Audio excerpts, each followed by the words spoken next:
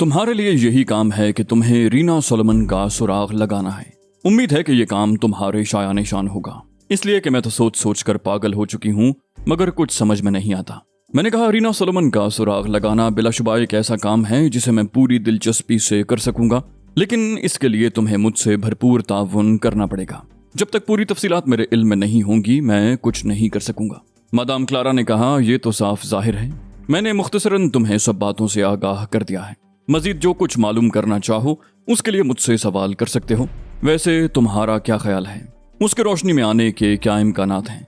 मैंने निहायत संजीदगी से कहा, 50%। मादाम क्लारा मुझे हैरत से देखने लगी। बोली, मेरे ख्याल में तो किसी इत्तेफाक के तहत ही वो रोशनी में आ सकती है, लेकिन तुम इतने यकीन से 50% इम्कान का दावा कैसे कर सकते हो? मैंने कहा, बुनियादी तौर पर मैं इस ख्याल का आदमी हूँ कि कोई काम भी नामुमकिन नहीं होता। जब भी हम किसी इंतहाई मुश्किल काम में हाथ डालते हैं तो कम से कम इम्कानात 50-50 होते हैं। मैंने तो 50% बहुत मोहतात होकर कहा है, वरना उसे रोशनी में लाना कोई मसला नहीं है। क्लारा बोली, तुम हमारे तसव्वुर से भी ज्यादा अजीब आदमी हो। शायद तुम्हें मालूम नहीं है कि उसे रोशनी में लाने के सिलसिले में हमारी अब तक की तमाम कोशिशें रायगा साबित हुई हैं। मैंने कहा, तुम्हारे आदमियों की नाअहली को मैं मशले राह नहीं बना सकता। मुमकिन है तुम्हें अपने आदमियों पर बहुत नाज हो, मगर मैं अपने अंदाज में सोचता हूँ और दूसरों को परखने के लिए मेरे अपने पैमाने हैं। माफ करना, तुम्हारे आदमियों की कारकर्दगी बहुत नाकिस है। मादाम क्लारा ने बुरा मान कर कहा, अब इतनी नाकिस भी नहीं है कि तुम उन्हें सिरे से बेकार ही कर दो। तुम्हारे मुकाबले में उनकी शिकस्त का ये मतलब नहीं कि वो किसी काम के ही नहीं है। मैंने कहा, मेरा ख्याल तो यही है, मगर मैं इस पर बहस करने के मूड में नहीं हूँ। हमारा मौजू तो ये है कि रीना सोलोमन या तो कोई जादूगर है या फिर उसने कोई ना कोई सुराग जरूर छोड़ा है, और फिर हमें वो मकाम तलाश करना है जहां उसका सुराग मौजूद है। क्लारा बड़बड़ाई, बोली, तुम्हारे इस यकीन पर मैं सिर्फ हैरत का इजहार ही कर सकती हूँ।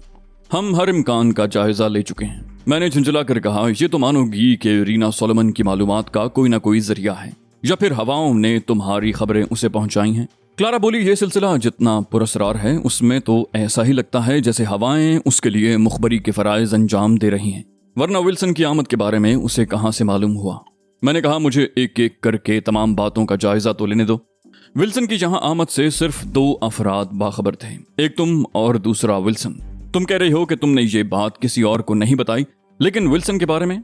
क्लारा ने मेरी बात काट कर कहा, वो इंतहाई जिम्मेदार आदमी है। उसकी जगह अगर ग्राहम होता तो मैं मान सकती थी कि उसने इसका तज़किरा कर दिया होगा।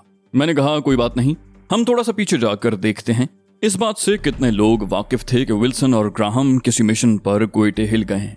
क्लारा ने फातिहाना अंदाज में कहा, मैंने उन्हें हंगामी तौर पर गोइटे हिल भेजा था। उन्हें इतनी फुर्सत ही नहीं मिल सकी कि वो किसी को मुत्तला करते। मैंने बेपरवाही से जवाब दिया, इससे कोई फर्क नहीं पड़ता। अगर उन्होंने किसी को न बताया तो भी उनसे गोइटे हिल में जरूर ऐसी कोई गलती हुई है जिसकी वजह से वो दूसरों की नजरों में आ गए होंगे। क्लारा बोली, वो बहुत मंचे हुए लोग थे, उनसे कोई गलती तो नहीं हुई, ताहम बंस डिले उन तक जरूर पहुंच गया था। मैंने कहा, यह कैसे मुमकिन है कि आदमी गलती न करे और कोई उस तक पहुंच जाए? क्लारा बोली, गलती न करने से मेरी मुराद यह है कि उन्हें जो हुक्म दिया गया था उन्होंने उसे मिन्नो अन पूरा किया। कैप्टन बंस के अलावा कोई और उन तक नहीं पहुंच सका। मैंने कहा, यही इस मामले का कलीदी पहलू है। तुम लोगों ने बंस डिले को नजरअंदाज करके अच्छा नहीं किया। क्लारा ने दांत पीस कर कहा, बंस डिले से तो हमें इंतकाम लेना है। उसने हमसे बहुत बड़ी रकम ऐंठी है और बजाय अली यार खान के हमारे ही आदमी को मार दिया। मैंने कहा, इन मामलात की तफ्तीश करने के लिए मुझे खुद गोइटे हिल जाना पड़ेगा।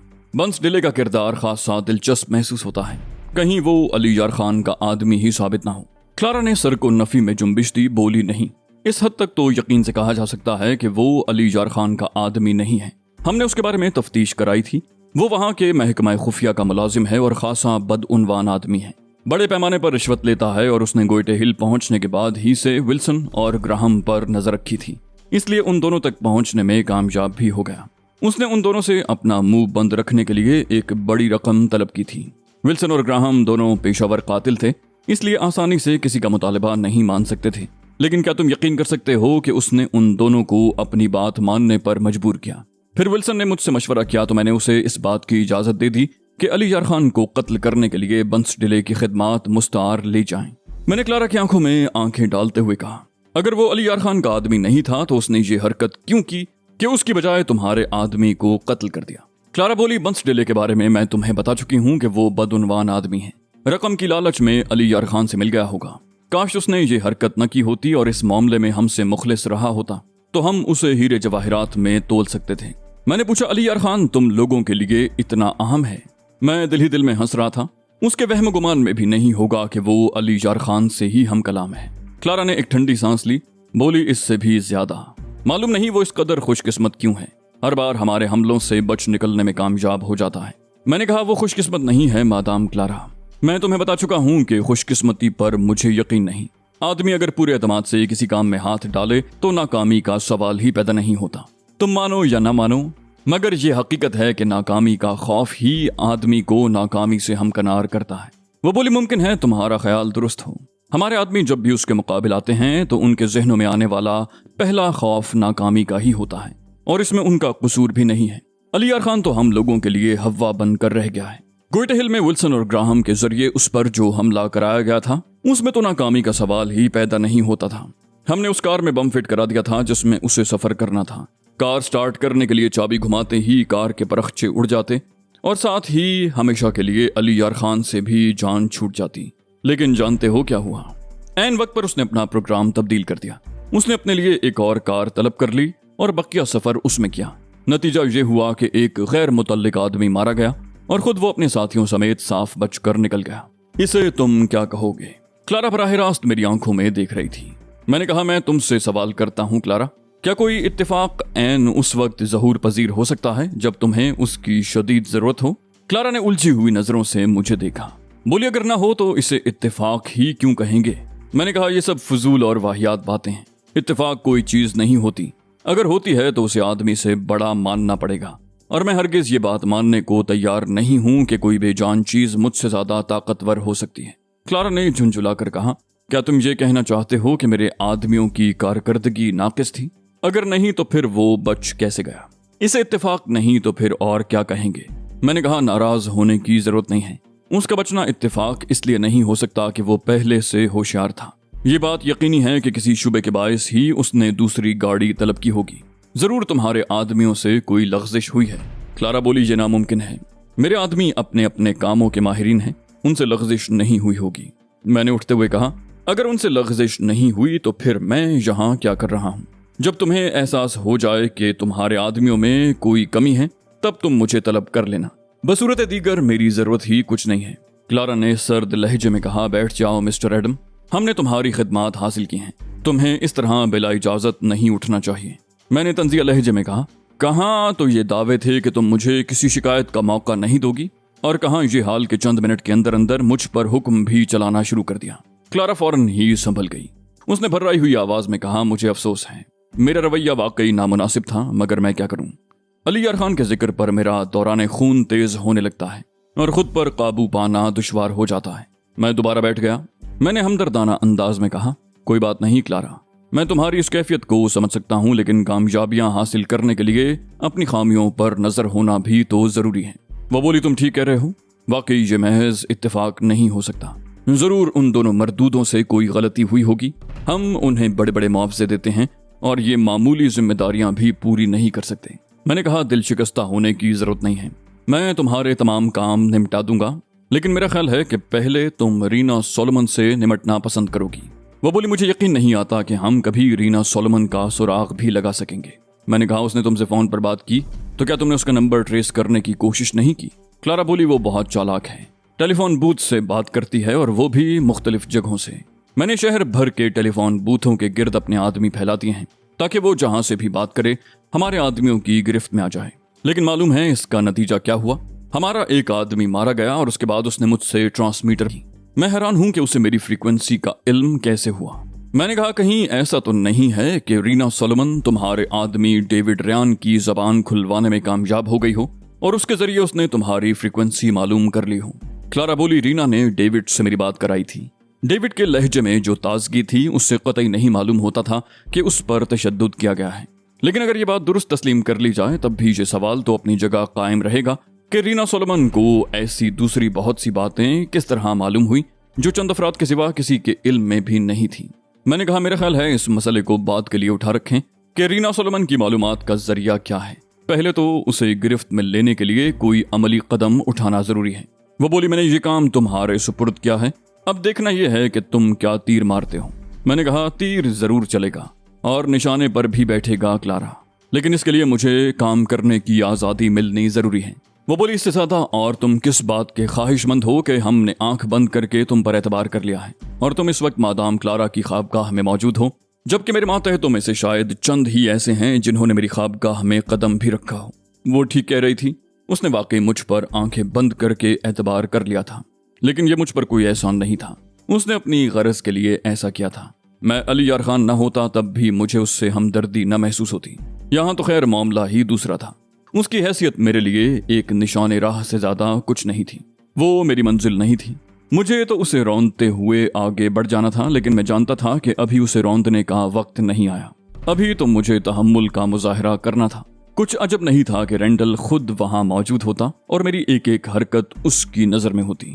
کلارا نے بغیر کسی مضبوطی کے تو مجھے اپنی خوابگاہ میں طلب نہیں کر لیا ہوگا۔ میں نے اسے دیکھ کر جس وارفتگی کا مظاہرہ کیا تھا، اس کے بعد تو میرا یہاں طلب کیا جانا ایک تیر سے دو شکار کرنے کے مترادف بھی ہو سکتا تھا۔ میں یہ تسلیم کرنے پر آمادہ نہیں تھا کہ میں یا کوئی اور اجنبی، خواہ وہ کتنا ہی باصلاحیت کیوں نہ ہو، یوں یکجک معتبر ہو سکتا ہے، اور وہ بھی ایگلر کے کارندوں کی نظر میں۔ یقیناً یہ بھی کوئی امتحان ہی تھا۔ میدان عمل میں اتارنے سے قبل میری ہر طرح سے آزمائش کی جا رہی تھی۔ کہیں ایسا تو نہیں تھا کہ میں اپنی اوقات بھول کر کلارا کے ساتھ دست درازی پر اتراؤں۔ وہ اتنی ہی حسین تھی کہ ذرا سا موقع ملنے پر کوئی بھی آپے سے باہر ہو سکتا تھا، اور پھر میرے ساتھ اس کا انداز جس قسم کی بے تکلفی لیے ہوئے تھا، بلکہ ایک اعتبار سے ترغیب آمیز بھی تھا۔ اس کے پیش نظر میرے لیے یہ اندازہ کرنا زیادہ مشکل نہیں تھا کہ ابھی میں آزمائشی مراحل میں ہوں۔ یہ بھی ممکن تھا کہ میں دست درازی تو نہ کرتا مگر اسے لوٹنے کی کوشش کر بیٹھتا۔ مگر میں اتنا احمق تھا ہی کب؟ میرے سامنے تو بڑے بڑے مقاصد تھے، میں ٹھنڈا کر کے کھانے کا عادی تھا۔ بالفرض میرے اندازے غلط ہوتے اور اسے ہلاک کرنے کا موقع ہوتا، تب بھی میں یہ حماقت نہ کرتا۔ آخر مجھے یہاں سے باہر بھی تو نکلنا تھا۔ میں نے کہا میں حاکمانہ رویہ برداشت نہیں کر سکتا کلارا، لیکن اس کا یہ مطلب بھی نہیں ہے کہ میں کسی قسم کی بےہودگی کروں گا۔ بس میں یہ چاہتا ہوں کہ میرے ساتھ دوستوں جیسا برتاؤ کیا جائے۔ تم مجھے ملازم سمجھو گی تو میں تمہارے لیے کچھ نہیں کر سکوں گا۔ وہ میرے قریب کھسکتے ہوئے بولی، میں نے کب تمہیں ملازم سمجھا؟ میں تمہیں بہترین دوست کا درجہ دوں گی۔ تمہیں مجھ پر ہر وہ اختیار حاصل ہوگا جو ایک دوست کو دوسرے دوست پر ہوتا ہے۔ میں اٹھ کھڑا ہوا، میں نے کہا تم نے میری بات کا غلط مطلب لیا ہے۔ میں اچھی طرح جانتا ہوں کہ میں اول و آخر تمہارا ملازم ہی ہوں اور رہوں گا، اس لیے میں تم سے کوئی ایسا تعلق قائم نہیں کر سکوں گا جس سے مالک اور ملازم کے رشتے کی توہین ہوتی ہو۔ میں تو رویے کی بات کر رہا تھا۔ اس نے قدر ناراضگی کا اظہار کیا، بولی یہ تم کیا مالک اور ملازم کی بحث لے بیٹھے؟ میں تکلفات کی قائل نہیں ہوں۔ وہ اٹھ کر میرے قریب آ گئی۔ میں نے ہاتھ اٹھا کر کہا، پلیز کلارا، مجھے اپنی اوقات پر رہنے دو۔ تم ایک بہت بڑے گروہ کی سربراہ ہو، میں لاکھ کوشش کے باوجود تمہاری برابری نہیں کر سکتا۔ وہ بولی تم احساس کمتری کا شکار ہو، میں تمہیں اپنے کاروبار میں شرکت کی پیشکش کرتی ہوں، اسے چلانے میں میرا ہاتھ بٹاؤ، میں تمہیں برابر کا حصہ دوں گی۔ اب تو تمہیں میری طرف بڑھنے میں کوئی قباحت نہیں ہے۔ میں نے کہا تمہارا خیال غلط ہے کلارا، میں ہرگز کسی احساس کمتری کا شکار نہیں ہوں اور نہ ہی میں شرکت قبول کر سکتا ہوں۔ جو آدمی پابندیاں قبول نہ کر سکتا ہو وہ کسی بھی قسم کی پابندی قبول نہیں کرے گا۔ کلارا نے پیر پٹخ کر کہا، مجھے نہیں معلوم تھا کہ کبھی وہ شخص بھی مجھے ٹھکرانے کی جرت کرے گا جسے میں پہلی نظر میں پسند کر لوں۔ کیا تمہاری نظروں میں میں اس قابل نہیں ہوں کہ تم میرا دل رکھنے کے لیے ہی میری پذیرائی کر سکو؟ میں نے کہا جتنا تم نے مجھے پسند کیا ہوگا اس سے کہیں زیادہ میں نے تمہیں پسند کیا ہے کلارا، لیکن میں ایک وقت میں ایک ہی رشتے کا قائل ہوں اور میں اپنا یہ اصول کسی قیمت پر بھی توڑنے کے لیے تیار نہیں۔ یہ میرا اٹل فیصلہ ہے، اب تم بھی مجھے اپنے فیصلے سے آگاہ کر دو۔ اس نے ایک طویل سانس لی، بولی کوئی بات نہیں مسٹر ایڈم۔ پھر وہ واپس صوفے پر جا کر بیٹھ گئی۔ بولی اگر تم کاروباری گفتگو ہی کرنا چاہتے ہو تو سب سے پہلے یہ طے کرنا ہوگا کہ تم کس کام کا کتنا معاوضہ لوگے۔ میں اس کی آنکھوں میں دیکھتے ہوئے مسکرایا، کہا اب ان باتوں کا وقت گزر چکا ہے۔ جب میں کسی کے لیے کام کرنے کی حامی بھر لیتا ہوں تو اس کے بعد معاوضے کی بات نہیں کرتا۔ اس قسم کی کوئی بات ہوتی تو پہلے ہی کر لیتا۔ بے فکر رہو، معاوضہ ہمارے درمیان کبھی وجہ اختلاف نہیں بنے گا۔ کلارا نے بے بسی سے کہا، تم بہت عجیب آدمی ہو، تمہاری ہر بات نرالی ہے، میں تمہیں سمجھنے سے قاصر ہوں۔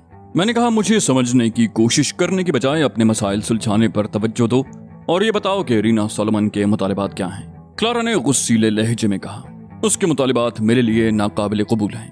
रोज अव्वल से ही उसने मेरे कारोबार पर दांत गाड़ रखे हैं। मैंने मुस्कुराते हुए कहा, और जाहिर है ये बात तुम्हें मंजूर नहीं होगी। वो बोली, हरगिज नहीं। कौन ये बर्दाश्त करेगा कि बैठे बिठाए अपने मुनाफे की आधी रकम किसी और के हवाले कर दे। मैंने कहा, और माइक्रो फिल्मों के लिए उसके क्या अज़ाइम हैं?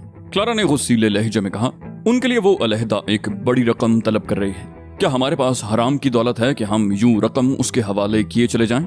मैं उसे एक पाई भी नहीं दूंगी। अभी मैं उसे कोई जवाब भी नहीं दे पाया था कि ट्रांसमीटर पर इशारा मौसूल हुआ। ये ट्रांसमीटर बेड साइड टेबल पर रखा हुआ था। मादाम क्लारा मुझसे माजरत करके ट्रांसमीटर की तरफ बढ़ी। उसने ट्रांसमीटर का स्विच ऑन करके अपना कोड नंबर दोहराया। दूसरी तरफ से तहजीब की चहकार सुनाई दी। हमें तुम्हारे इन फजूल नंबरों की जरूरत नहीं है, भूरी बिल्ली। जब मैं कॉल किया करूं तो सीधी तरह बात क्या करो। क्लारा ने स्विच ऑफ कर दिया और दांत पीस कर बोली, वही उल्लू की पट्टी बात कर रही है। मेरे हाथ आ जाए तो इसकी चटनी बनाकर रख दूं।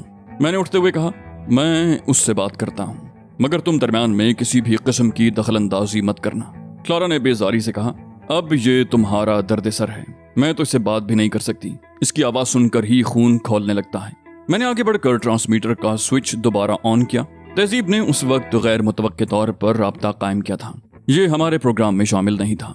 उसे तो मेरी यहाँ मौजूदगी का गुमान तक नहीं हो सकता था। खुद मुझे नहीं मालूम था कि मादाम क्लारा इस वक्त मुझे यहाँ तलब कर लेगी। मैंने ट्रांसमीटर में कहा, hello madam Reena Solomon the great lady, Adam डिफ्लॉक दिस एंड। तहजीब की तहकीर आमेज आवाज आई, कौन कंडम डिफ्लॉक? मैं कंडम लोगों से बात करना पसंद नहीं करती।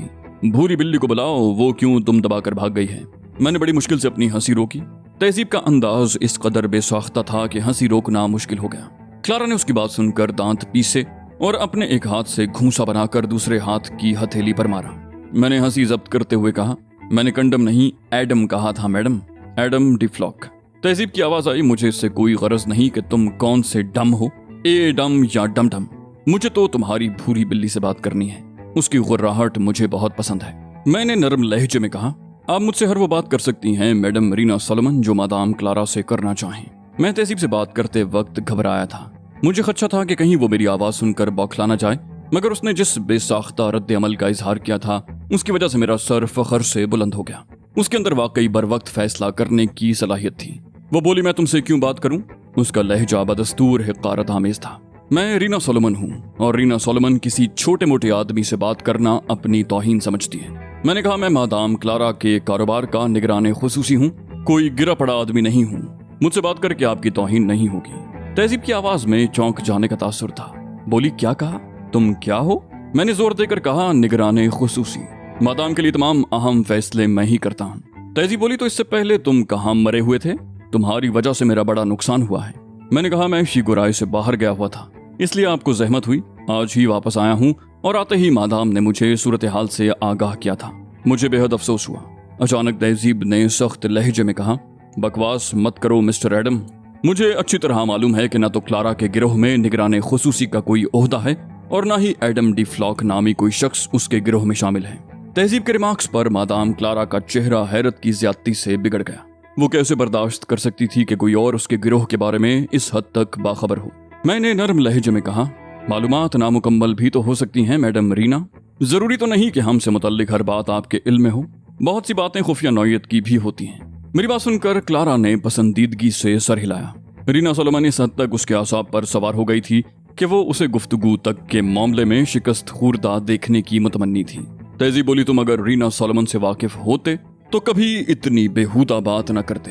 किसी के खिलाफ मुकम्मल मालूमात हासिल किए बगैर मैदान में उतरना रीना सोलोमन की रिवायात के खिलाफ है। मैंने बेबसी से कहा, मैं आपकी इस बात पर क्या तबसरा कर सकता हूँ मैडम? वो बोली, कुछ भी तबसरा नहीं कर सकते। तुम्हारे मुंह से दूध की बू आती है। तुम निगरान खुसूसी बनने के ख्वाब देख रहे हो, पहले आजमाइशी मराहिल से तो गुजर जाओ। क्लारा बुरी तरह चौंकी थी और उसके चेहरे पर इस्तराब के आसार नजर आए। मैंने भी चौंकने का मुजाहरा किया। मैंने कहा, मैं आपका मतलब नहीं समझा मैडम। तहजीब बोली, क्या समझना चाहते हो? तुम एक इंतहाई अहमक आदमी हो। तुमने अपनी शार्पिंग से फॉक्स स्ट्रेट को मुतासिर कर लिया था, मगर मैं फॉक्स स्ट्रेट नहीं हूँ। तुमने जाली फौजियों के बल पर जेम्स चार्ली के शराब खाने में घुसने की जुर्रत की, मगर मेरे आदमी वो हैं जो असल फौजियों को भी खातिर में नहीं लाते। तुम जैसे अहमक फॉक्स स्ट्रेट जैसे गधों को तो मुतासिर कर सकते हैं, मगर मेरा नाम रीना सोलोमन है। मुझे धोखा देने के लिए तुम्हें एक उम्र का तजुर्बा दरकार होगा।